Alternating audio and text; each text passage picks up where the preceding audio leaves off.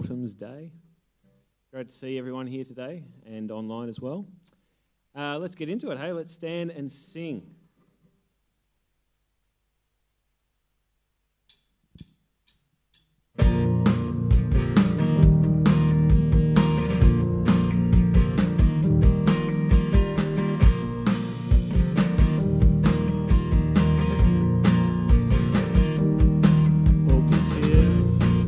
The news to everyone, it's a new day, peace has come. Jesus saves, mercy triumphs at the cross. Love has come to rescue us. Jesus saves. Hope is here, what a joyful noise we'll make as we join with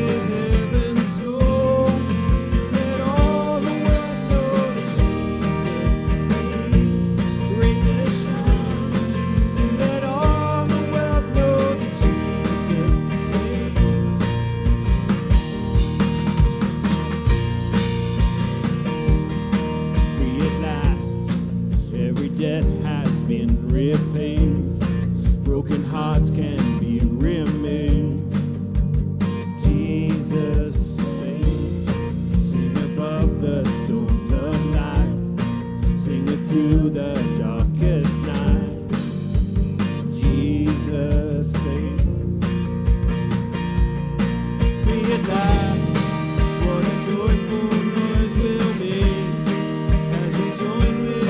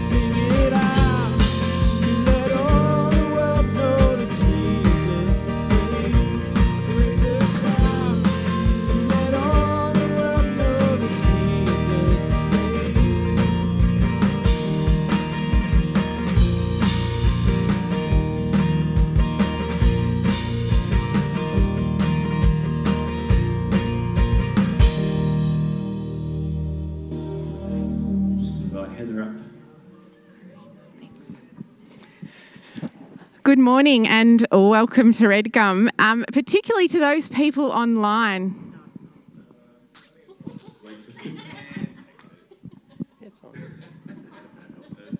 Hello? Hello? Are we good? Yes? Well, everyone in the room can hear.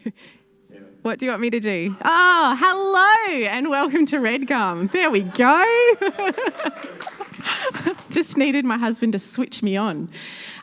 Good morning. For those of you who don't know me, my name is Heather. I am married to our brilliant van man, Steve, and have 3 beautiful children. I do want to welcome everyone here in the room. Welcome, and it's lovely to be here just with you, gathering together on a Sunday morning. And to those of you online, welcome. It's great to have you with us as well. In fact, pardon? Oh, Lex says that everyone in the room can sit down, and I can imagine that people at home are either still in bed or on the couch, so touch jealous, but no, it's great to be here. Now this morning, Mum, do you remember that guy, Rove McManus? Is that his name?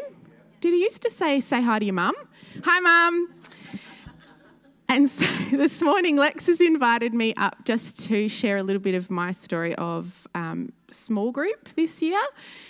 When I heard that there was going to be a small group starting, I thought, I can't go to that. I have 3 beautiful children and a husband and I'm busy at home, and I thought that's not even going to be on the cards for me.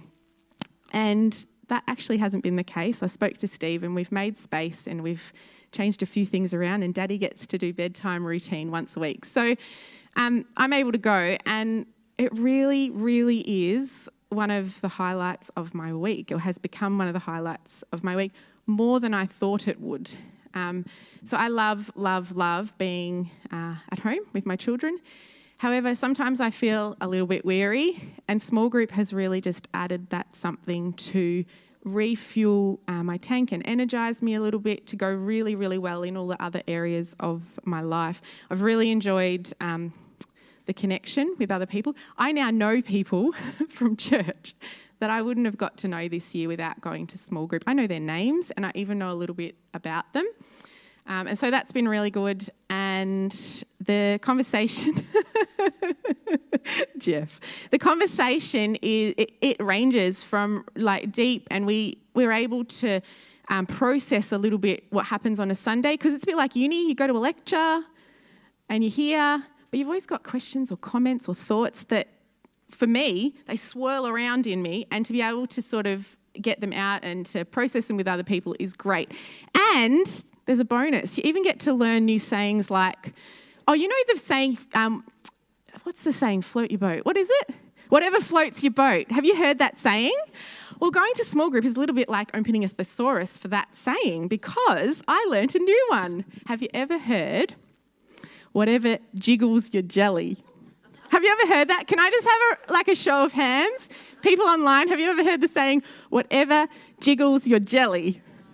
Well, if you come to small group, you can learn all these things and more. Thank you. Did you want to? Thanks, Heather. Aaron, do you want to just jump up and... Fantastic. How you doing, church?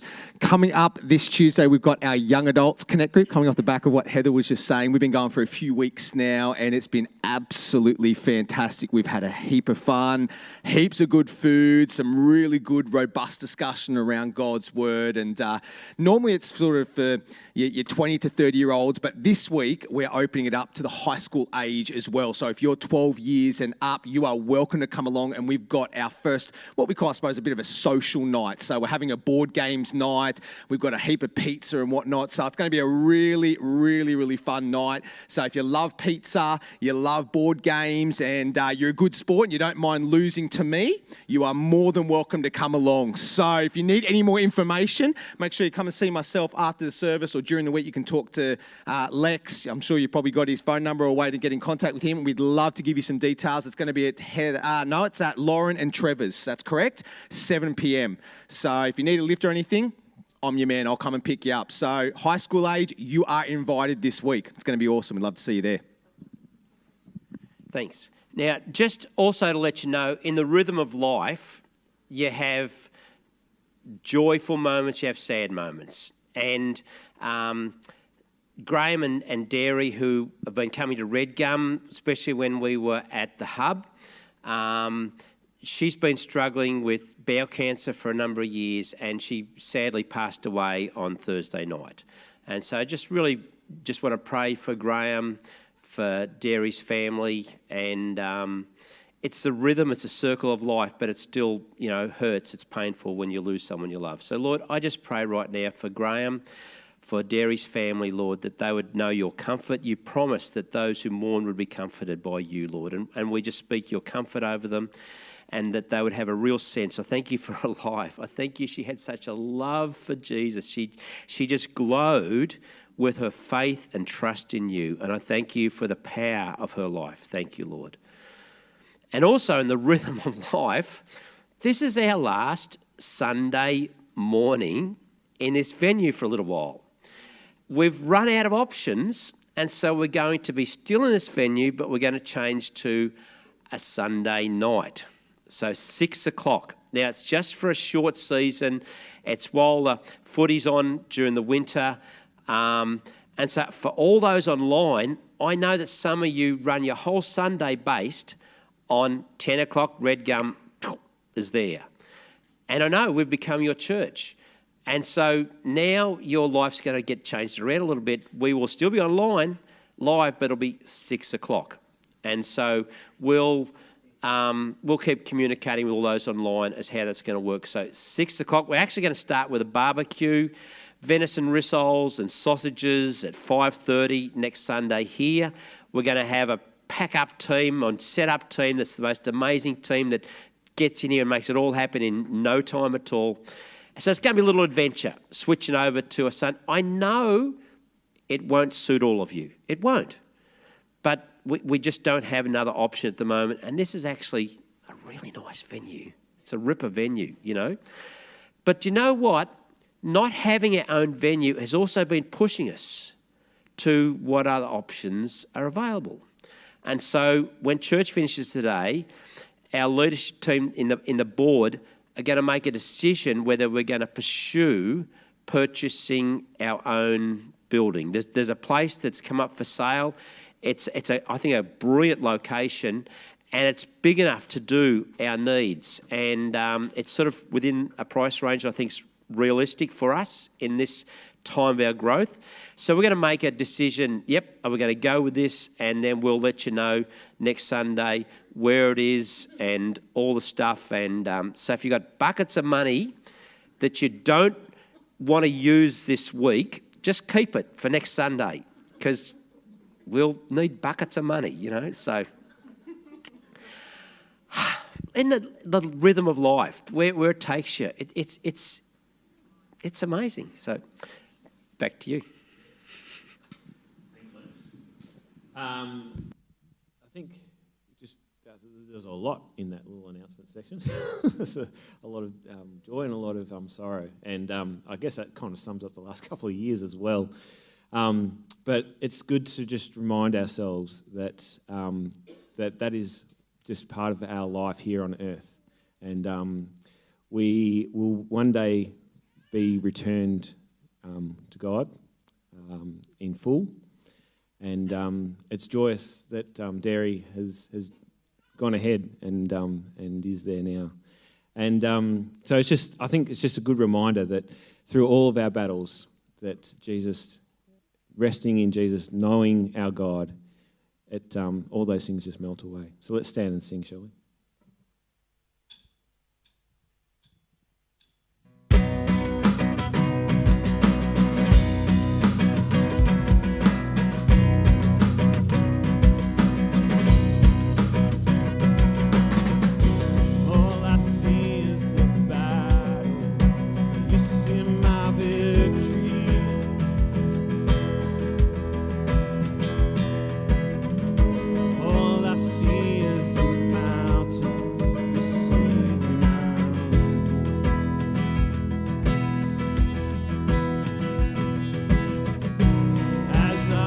Through the shadow, your love surrounds me.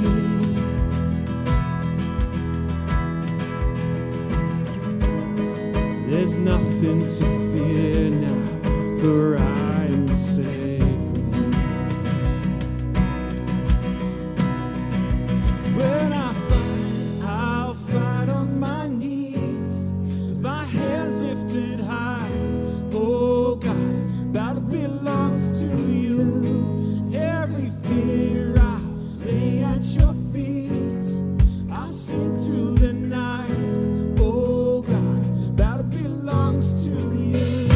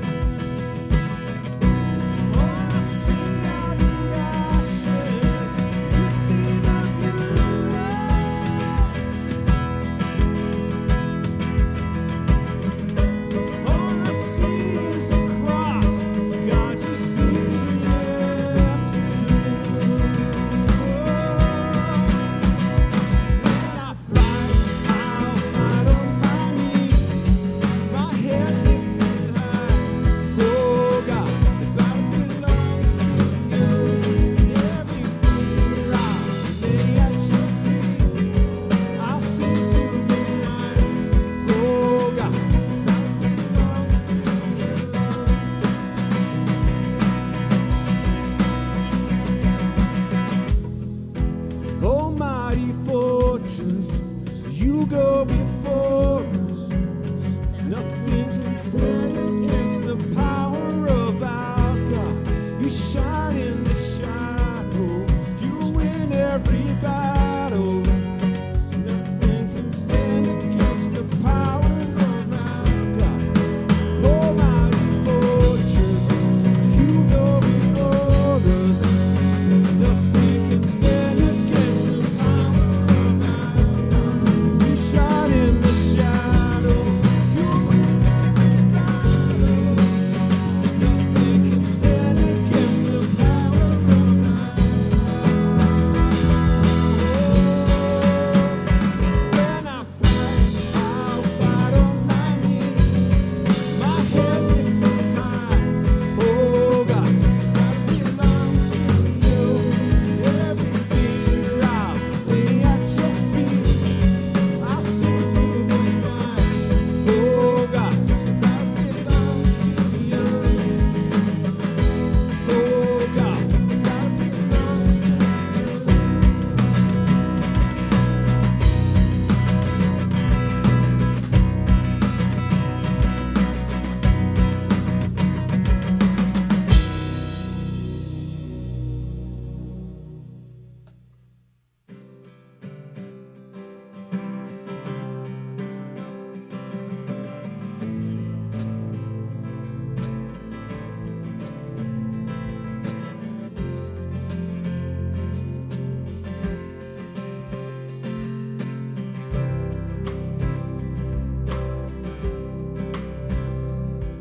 The splendor of the King, clothed in majesty, and all the earth rejoice, all the earth rejoice. He wraps himself in light, and darkness tries to hide. Trembles at his voice, trembles at his voice. How great is our God? Sing with me, how great is our God? All will see how great is our God.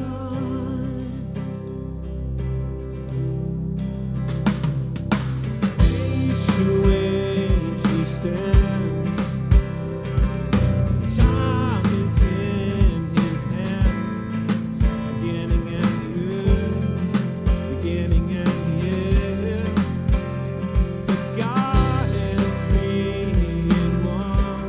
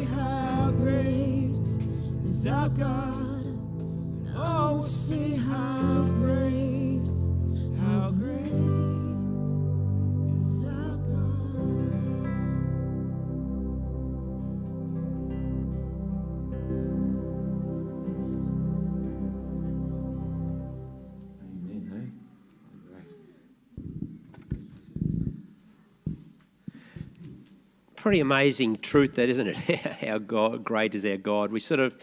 You can sing it, we know it's true, but when it really hits you in the reality of life sometimes, see, God is found in the reality of everything, not unreal situations, but real situations. And when you discover God in real situations, how great God really is, it's almost breathtaking. It literally takes your breath away. Now, who in here is an optimist? Who considers yourself an optimist? Like a really fair dinkum optimist? There's not a lot of you. Okay, I'm just going to pick on my daughter Mandy for a moment, because I just needed someone to pick on. So Mandy, can you just come out here for a sec? So you would consider yourself an optimist, right? So I have a question for you. If you were flying from, don't look like that. It's like, Dad, what are you doing? It's like, if you embarrass me, Dad, you're going to pay for it when we get home, right? So you're over that, eh? If you're flying from Melbourne to Sydney, and you got on the plane and you're just about to take off, and you just put your little seatbelt on, and the person, like the stewardess, she gets up and she does all those safety things. If she said to you, this plane's just come in from Sydney to Melbourne, we're about to go back to Sydney, but just as we're coming in, we lost one of the engines.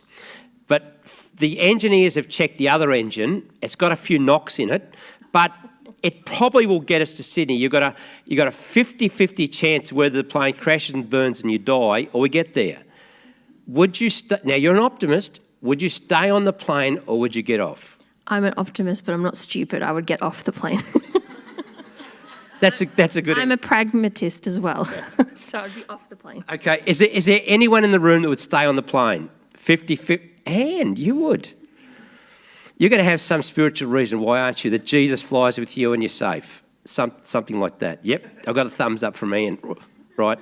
But isn't it fascinating that people enter marriage with roughly the same statistics of success or failure? And I think Christians must be almost the most optimistic of people who get married, because somehow we assume that because we're Christians, it's going to work out.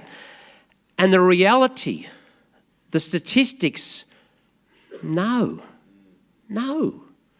We're really not much different to our culture, statistically.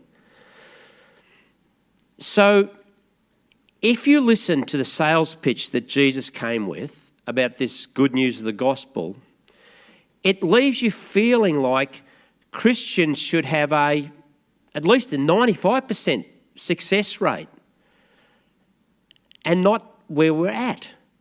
So, like, what's missing? What don't we get?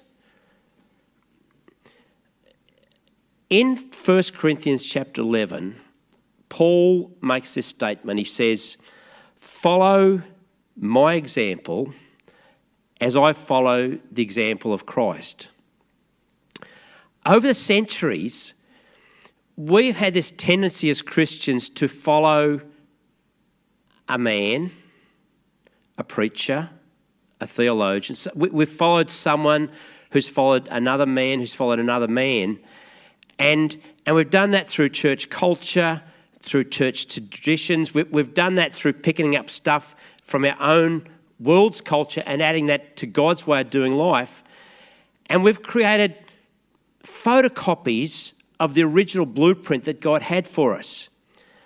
And the trouble with photocopies, it's old technology, and with every copy, when you copy the copy, it just deteriorates. See, some of you have grown up believing that the man is like the head of the home. But that's a really poor photocopy of God's truth, because nowhere in the Bible does it say the man is the head of the home. It says the husband is the head of his wife. And that doesn't mean the leader. It doesn't mean the one in charge. It doesn't mean the spiritual leader. Paul clearly tells us that for there is one God, one mediator between God and mankind, Jesus. Not a husband, not a pastor, not someone that you listen to when you're preaching. It's actually Jesus. And someone else is not meant to hear from God for you. We're created to go through Jesus to God directly.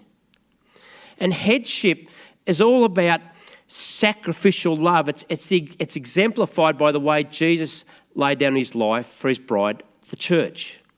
And if you want to tick Jesus off, just believe the lie that we don't need church, that church is irrelevant because we've got God.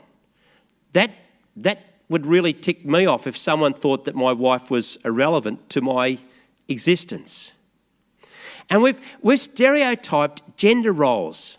Like, who said the man should look after the finances? It doesn't say that in the Bible. In our home, I have no clue. She could be embezzling everything.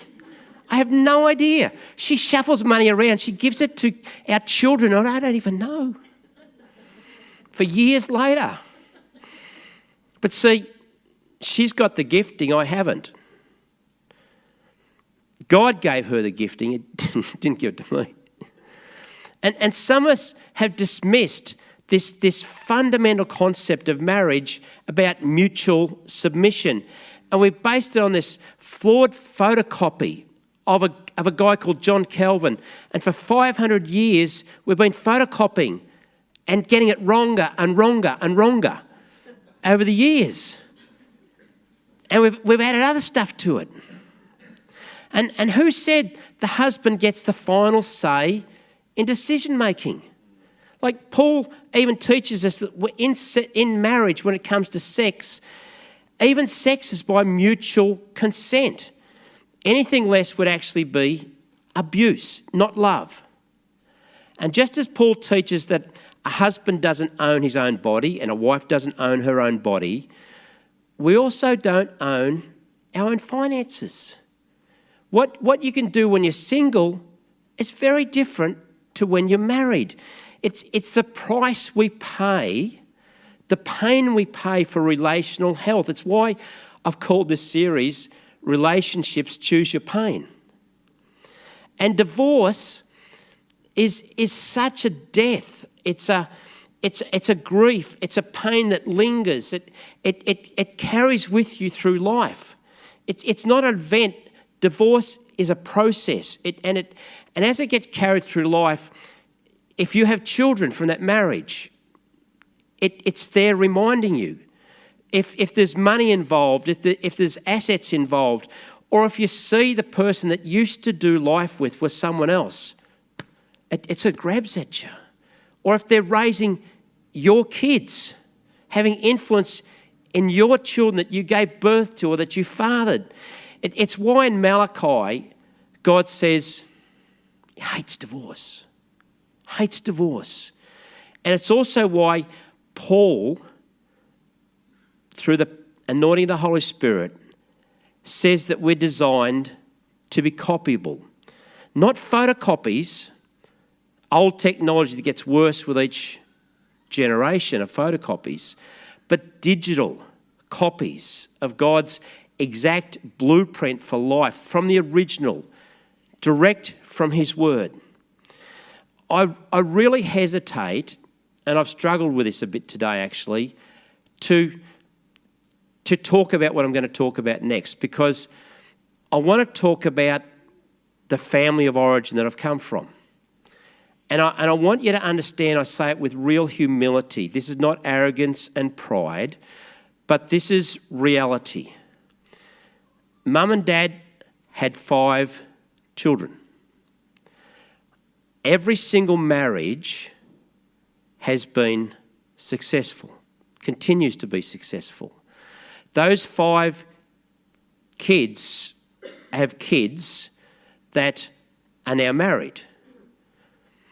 Now, I'm not saying that those marriages have been without struggles.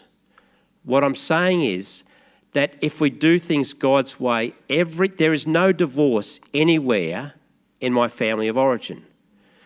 I have first cousins on both sides of the family that came from Christian homes and had a godly foundation for their life, whose marriages did not work out. And I'm not doing a comparison, and it's not a judgment. It's not saying, well, we're better than you are, Nan. You know, it's not that.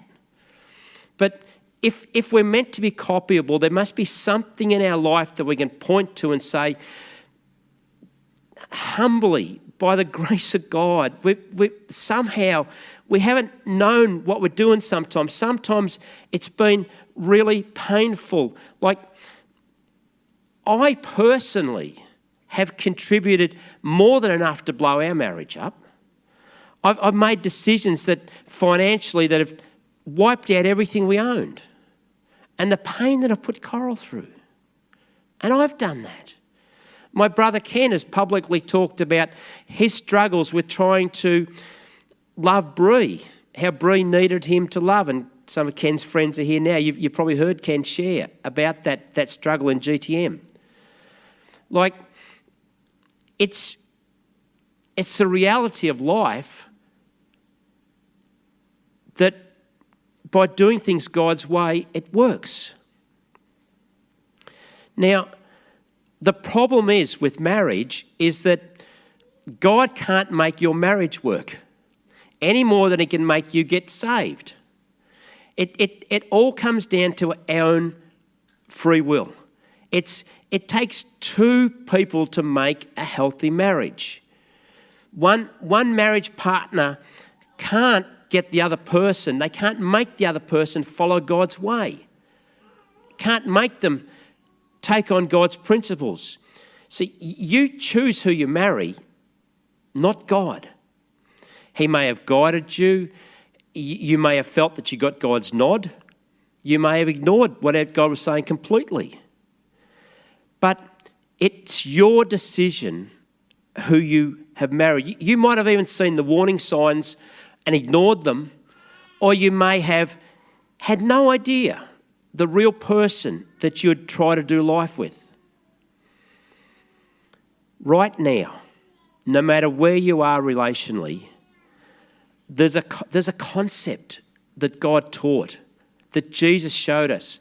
And if we can take a digital copy of this thing, and if we can apply it to our life, everything could change right now in your situation.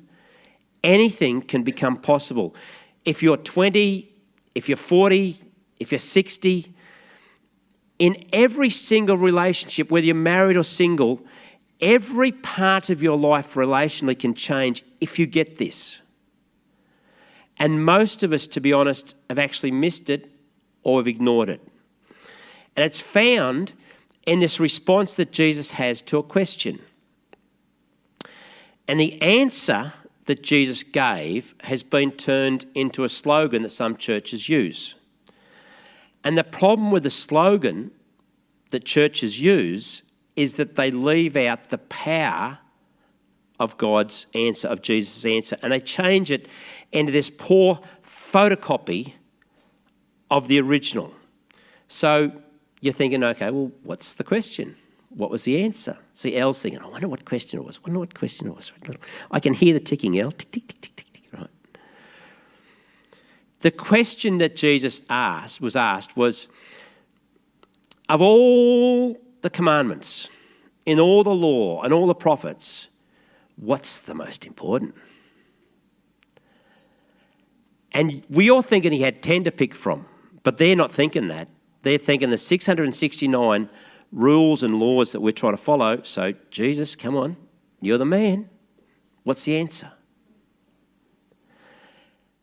And we've turned this into a slogan, and it says something like loving God and loving people. But that's not what Jesus said. I want to read you what he actually said. This is what he said.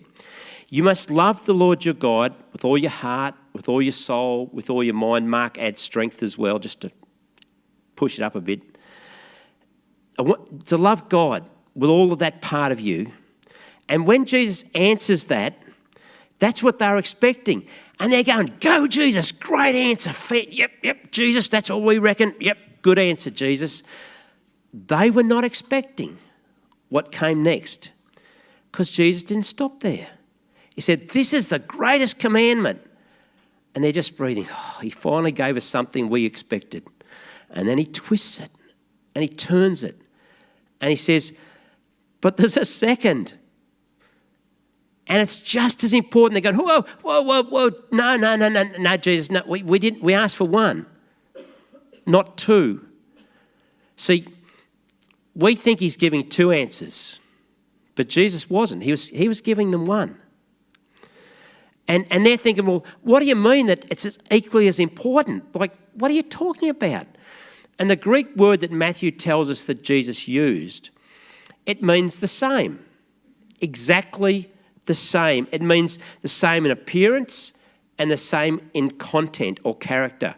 It's like Jesus was describing a bird with a left wing and a right wing. They're mirror images of each other. They have to work together. The bird can't take off without these two same as, working together. So what's the other wing? See, some of you are smart. You know what's coming, right? But what's the other wing? It's love your neighbour as yourself. And John was there that day. He heard Jesus share this concept and he gets it. And in 1 John chapter 4, John says this, if anyone says, I love God, yet hates his brother, he's a liar. Like, couldn't John be a little nicer? Like, seriously, John, don't say it as it is. Just make it a bit more Christian. And then he says, anyone who does not love his brother whom he has seen cannot love God who he has not seen. And by brother, he means fellow Christian.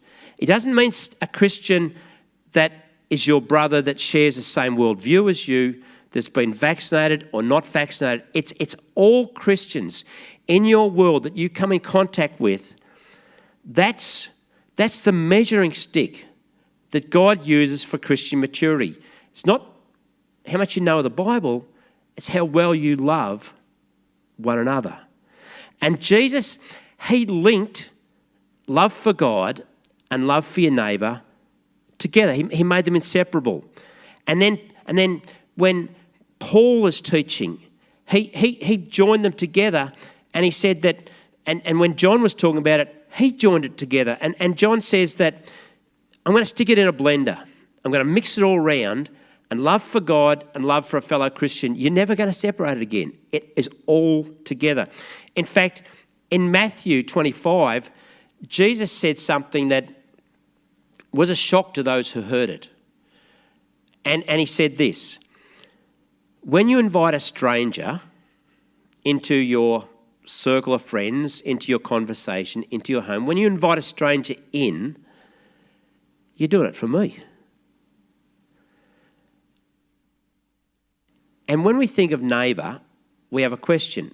Who's your neighbour? And Jesus got asked the same question. Who's your neighbour? And it's not the geographic person next to you, that lives next to you. That's not the biblical concept of neighbour. It's someone in strife. It's someone in need. It's the stranger who needs a friend, who needs gathering, who needs a Christian home, a spiritual home. He told the story of we call it the Good Samaritan, but it's actually the neighbour. It's a story all about who's the neighbour, who was the neighbour. It's a person in need. And when we hear the call to love God and love people in need, we focus on that part of Jesus' answer that day. And when we do that, we have the potential to miss the biggest and the most powerful and helpful thing Jesus said that day. It's the key to experiencing joy in your marriage.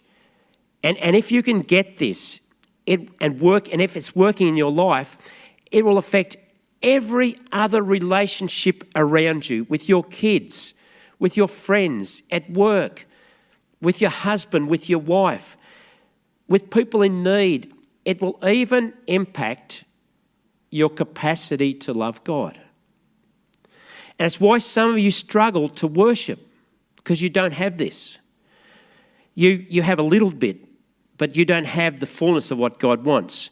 It's why some of you don't actually spend much time talking to God unless you're desperate and you really need something. It's the reason why some of you find it really hard to give a compliment, especially to someone close to you in your family. It's also why you feel uncomfortable when people praise you and compliment you and say really good things about you. It's why at times you just want to be private and not share all your inner stuff with anyone else. It's a very powerful thing when it's missing, and it's a very powerful thing when it's there. And this is it. Remember, Jesus has connected loving God and loving people in need, loving others, made them inseparable. And then he says, and he just uses two words. He says, love your neighbour as yourself. The key to loving God and loving anyone else in your world is love for yourself. If you don't love yourself, really, truly love yourself, you will always struggle to love other people. You'll struggle to love your wife, your husband. You'll struggle to feel compassion for those that are in need, especially sometimes people that are in need, they got there through their own mistakes, their own choices. And if you can get this in your life, it'll stop you being critical of other Christians who see the world differently to you. It's such a powerful thing, self-love. So powerful. I had a friend in Sydney. He's since died since we left, so I'm just going to talk about him. But very successful man in business. His emotional range would go from he could laugh and he could be angry. He was insecure about criticism, very, very touchy about criticism. He would hold a grudge for a long time against people. And in his marriage, he struggled forever to express love to his wife. His range of emotions was so narrow. He could be angry, but he couldn't express love. And he said to me one day, I don't like people. When he was younger, he taught Sunday school. As he got older, he walked right away from God, had no relationship with God, whatever, had no relationship really with anyone. He just couldn't, because fundamentally, deep down, he did not love himself. And Jesus is telling us, your capacity, my capacity, our capacity to love is reflected in our love for ourselves, especially those in need. We struggle. When your wife is struggling with the kids, with life, when your husband is going through a really tough time emotionally and feeling defeated, that, if you have this in your life, that will be your finest hour. That's when you'll really shine. That's when you'll really reach out to the person you love and you can give something because you have something to give. If you don't have self-love, truly, you have nothing else to give. And when Cora and I first got married, she'll tell you, she'll use nicer words than I'd say, but I was just an immature idiot. I was. Is that not true? Angry, immature idiot. Reactionary, immature idiot. I don't know what she saw in me. I had hair. Golden, glowing, rolling. No, just hair. Thinner with hair. But I single-handedly brought most of the pain into our relationship. And people say that you should work on your marriage. But I can't find that in the Bible. In fact, I haven't spent one day of my life working on our marriage. I haven't. Honestly, I haven't. But eventually and gradually and slowly, I've let God work on me. And what I've noticed is when I allow God to work on me, our marriage improves. Isn't that amazing? So according to Jesus, our capacity to love God and to love others is directly correlated to our love for yourself. And I know that the thought of self-love makes some of you squirm. You don't feel really easy hearing it. Because aren't we meant to be humble? We're Christians. We're humble people, right? And it sounds so similar to the mantra, to the what our world keeps telling us about when you need to love yourself, Look, right? And so it's the same language, but it's completely different meaning.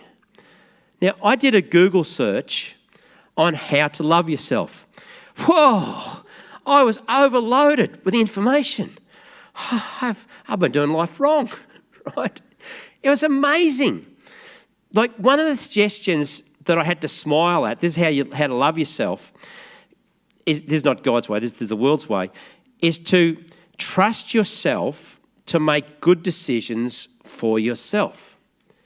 Now, if that worked, no one would be ever embarrassed about a hairstyle you once wore or clothes you thought were cool, but you look back and you think, really, did we? And you laugh at what you thought was once. If that worked, see, nearly every single deep, hurtful, painful experience in life that I've gone through, I chose. I walked into it. See, God's way is so different to our world. In Proverbs 3, it says, trust in the Lord with all your heart, lean not on your own understanding, in all your ways submit to him, and he will make your paths straight. But here's some more ideas on how to love yourself from our world's perspective. Write a love letter to yourself. Just think about what you could say. Start a dialogue with your higher self. I don't even know what that means. This is the only height I come in. Stand up for yourself. Plan your escape. Book a therapist session. I don't know if you plan your escape before the therapist session. I'm not sure, right? Lock the door. Do you do that before you escape or after? I don't know the sequence of these things, but take a bath. Sleep. Don't sleep in the bath, you'll drown. Pamper yourself. Scroll through without guilt. Look at anything on the internet you like, but don't feel guilty. Make yourself number one priority. Put yourself first. That's a really common theme. Put yourself first. Put yourself first. One person went a little bit more extreme that says, you are the most important person in the universe. Did you know you're more important than the man in the moon, the little Martians running around? Not just the world, but the universe. That's how important you are. But they're only talking to one person because I don't know what happens to the second person in the line. I don't know, right? Now, to be fair, there were some things that were reasonable, right? But I thought this one was the best one. This is how to love yourself. Surprise yourself. How do you do that? So I've worked out how to surprise myself. I'm going to buy a block of chocolate, big block of chocolate, and I'm going to hide it in the fridge. And I'm going to pretend I can't see it or that I've forgotten it's there. And every time I go to the fridge and I see it, I'll shift it to another spot till eventually I've forgotten it's there. And then one day I can open the fridge and go, surprise, I've surprised myself. I feel so loved. Oh, Lex, oh, finally. See, when we throw God out, what we come up with was so stupid. Stupid. And we think we're smart. Self-love, God's way, frees us to love other people unconditionally. Throughout my life, I've been able to love people and expect nothing back. I'm not talking about my wife. I expect something from her, but I'm talking about hurting, broken people, people in need. I've been able to love and have no expectations of anything back. And that's what this does. It frees you. See, when you first fall in love with someone and they say to you, I love you, and you sort of come back with the expected response, well, I love you too. It's hard to say that. No man is going to say, Dad, you look creepy when you do those things, right? I thought, I'm not going to do this because Mandy will judge me, but she does anyway, so. But perhaps that's the wrong response. Maybe the best response, the one that no one will ever do, and I'll say it to you and you'll never do it. This is the best response. When someone says to you that they love you, you say, that's nice, but do you love you? Because if they don't love if they don't love themselves, truly love themselves, they'll never truly be able to love you. Unless it's something that we grow into, we can't truly love. You'll never be able to mutually submit to someone if you don't love yourself. You won't. Because you'll feel a resistance inside as if it's not fair. This is not right. This is not just. I'm not getting my half. And you'll struggle with it because you'll think I'm going to lose control if we mutually submit to one another. I'm not going to get my rights. Now, when Paul is talking to Christians, this is not marriage. This is just Christians. This is us sitting in church together. He's talking to us. He says, this in Romans 12, be devoted to one another in love, honour one another above yourself. The King James says, preferring one another. There's not marriage. Marriage is much deeper. I don't hear Paul saying, put yourself first. He's saying, preferring one another. This is not marriage. This is just us. And so when Jesus was asked to melt the whole of the Bible down into just one commandment, it became love God, love yourself, and love your neighbour. And the measure of your capacity to love God and love those in need is how you love yourself. You can't give away something you don't have. You can't do it. Now, self-love does not start with us. We're not the fountain of our self-love. We're not the source of it. John, he did a lot of talking about love.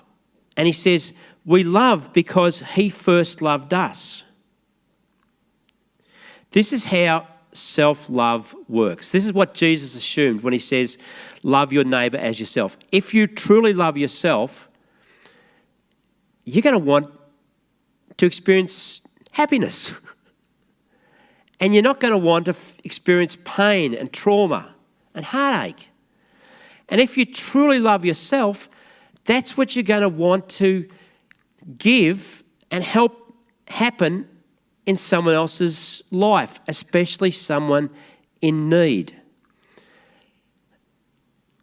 Have you ever considered that the person who is your friend, who you're married to, could also be your neighbour? That they could also be someone in need? That your acts of love and kindness could heal them, like the Good Samaritan did to the person in need? If if you've got to a place in life where you're frustrated with the person you're married, you'll become intolerant and insensitive to what they feel, their needs. You criticise them. You see the things that are lacking in them, and it annoys you. If you're in that place, you don't love yourself. Do you know the opposite to self-love is self-hate? If you're angry just under the surface, you don't love yourself. Some people are actually hard to love because deep down they are thinking, if you really knew me, you would run. Some people feel so unworthy to be loved, and it's hard to love them because they don't love themselves. They'd rather push you away so that if you get too close, you can't reject them. Now, Jesus never said one negative thing about himself. Growing up, I was told, don't talk about yourself. Coral has said that more than once to me as well. But this is what I struggle with. Jesus loved himself and he talked about himself a real lot. I am the gate. I am the good shepherd. I am the bread of life. I'm the light of the world. I'm the Son of God. I'm the resurrection and life.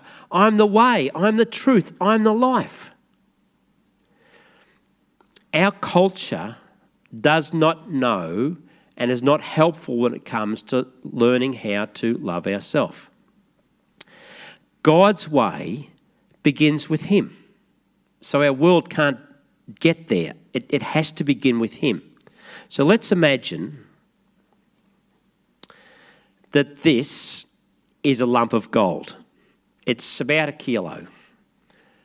Now, gold's worth at the moment about $2,600 an ounce or $84,000 for 1 kilo. Now, if I take a little bit of that away, what's the value of this? It's still $84,000 a kilo. Even though it's separate from where it's come from, if it knows where it's come from, its value is in where it's come from, its origin. And see, we are created by God, from God. Our value is not in ourself, it's our value is in where we come from. It's our origin. And we don't lose our value just because we are disconnected from God. But look at what happens if you've asked Jesus to come into your life and if you've connected with him, you're an adopted son or daughter of the King. You are reconnected. And your value is in him. And do you know, if you know that, it's a lot easier to love yourself because your value is not based on the way our world works. Our world works on a very simple system. You're valued for what you do and what you accumulate. And so our world will talk about someone's net worth. That's what they've accumulated. And it's a little bit discouraging that the human body is worth about $1 in our chemical elements that were inside our bodies, right? If you sold them. And in Australia, you're not allowed to sell our organs. So just to encourage you that you're worth more than $1, the way our world values you, in Australia, there are people that buy and sell skins. And I reckon you'd get $4 for a human skin. Like, it got a tan up into a good leather. Andy's looking really yuck, right? But there has to be... No, Mandy's shaking her head. Okay, forget about that idea. But our value... Tony's looking really puzzled. It's okay, Tony. God, gold, right? Our values in who made us. Adopted sons and daughters. Yep. I would like to finish today with some neat little roundup. And I can't. Because this concept is so huge, so big, I've got to come back and have another go at it next week, right? Because loving ourselves, Jesus said, is the essence, it's the message of the whole Bible, but we've got to do it God's way. And if we can get it done God's way, we are free to love other people. And we have such a poor theology of self-love. I don't know how many messages you've been heard in church life on how to love yourself. We're so poor at this. We ignore Jesus' response to loving God and loving your neighbour as yourself, and we just stick with love God, love people. We don't know how to handle it.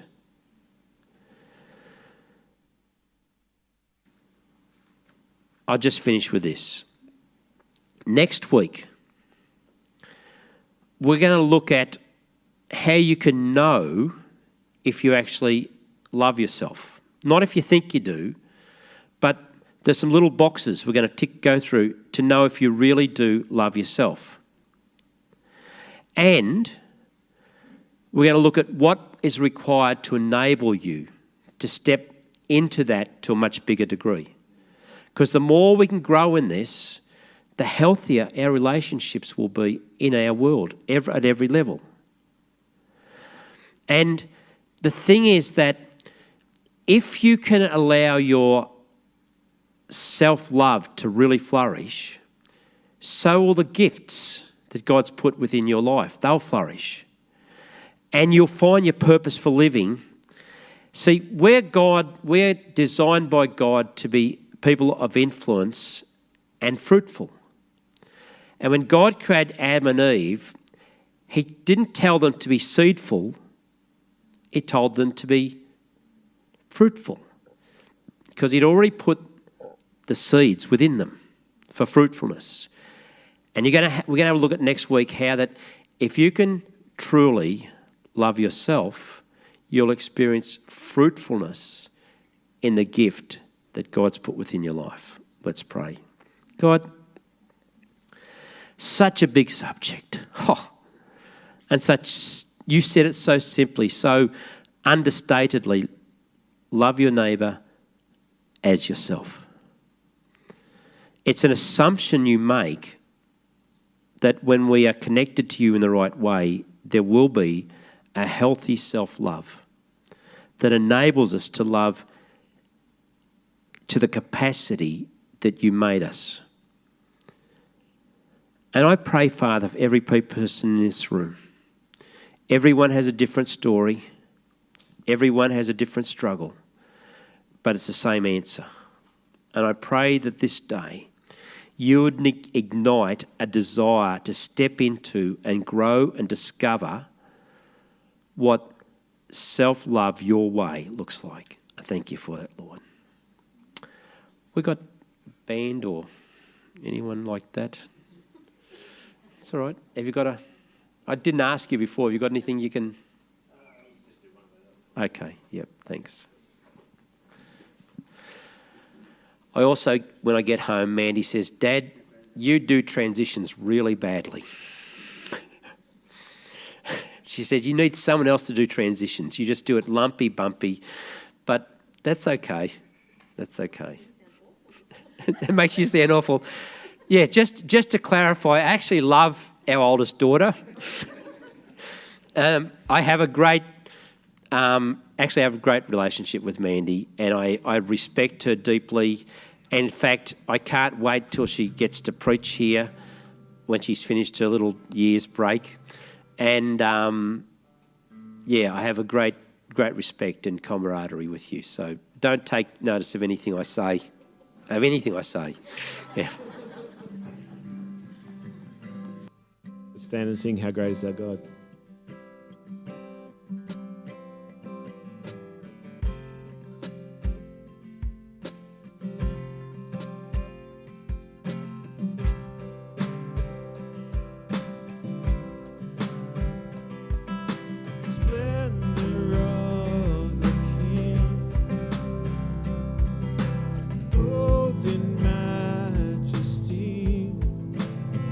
the earth rejoice.